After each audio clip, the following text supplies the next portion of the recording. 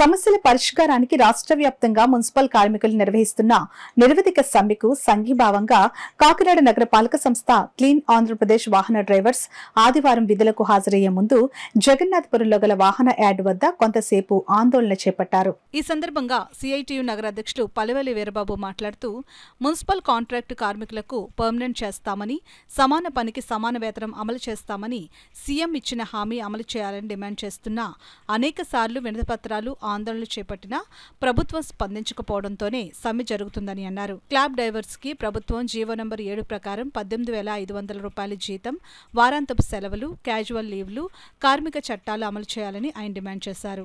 ఈ కార్యక్రమంలో సిఐటియు జిల్లా కోశాధికారి మలకా వెంకటరమణ, క్లాబ్ వాహన డ్రైవర్స్ ఎం శివశంకర్, ఎస్ సంతోష్, విక్టర్, ఇస్మాయిల్, రాజేష్, కొండబాబు, విజయ్ కుమార్, ప్రసాద్, రాము, గంగాధర్, సూరిబాబు, సిద్ధు తదితరులు పాల్గొన్నారు.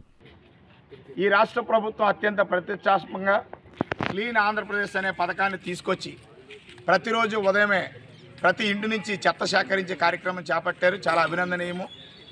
అందుకోసం క్లాప్ వాహనాలను ఏర్పాటు చేశారు. కాకినాడ నగరంలో కూడా 100కు పైగా ఈ వాహనాలు ప్రతినిత్యం ప్రజల మధ్య తిరుగుతూ ఉన్నాయి. ఈ క్లాబ్ డ్రైవర్లకి వ్యవస్థని ఏర్పాటు చేసేటప్పుడు జీవో ప్రకారం జీతాలు ఇస్తామని చెప్పారు. ఇప్పుడు కేవలం రాష్ట్ర వ్యాప్తంగా 10 నుంచి 12,000 రూపాయలు మాత్రమే క్లాబ్ డ్రైవర్లకు జీతాలు చెల్లిస్తూ ఉన్నారు. రాష్ట్ర ప్రభుత్వం విడుదల చేసిన జీవో నంబర్ 7 ప్రకారం 18,500 రూపాయలు క్లాబ్ డ్రైవర్లకు జీతాలు ఇవ్వాలని సమ్మె సందర్భంగా డిమాండ్ చేస్తున్నాం. వారాంతపు సెలవులు, కార్మిక చట్టాలు అమలు చేయాలని కోరుతున్నాం.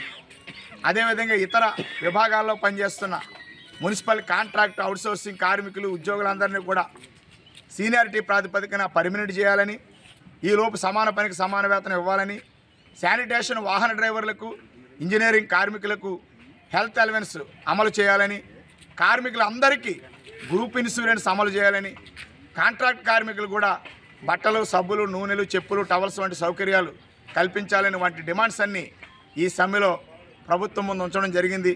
ప్రభుత్వం వారు స్పందించాలని కోరుతున్నాం. రాష్ట్రంలో ఉన్న పట్టణ ప్రాంత ప్రజలందరూ కూడా మున్సిపల్ కార్మికులు నిర్వహిస్తున్న సమ్మెకు మద్దతుగా నిలబడి కార్మికులకు అండదండలు ఇవ్వాలని సిఐటి తరఫున విజ్ఞప్తి చేస్తున్నాం.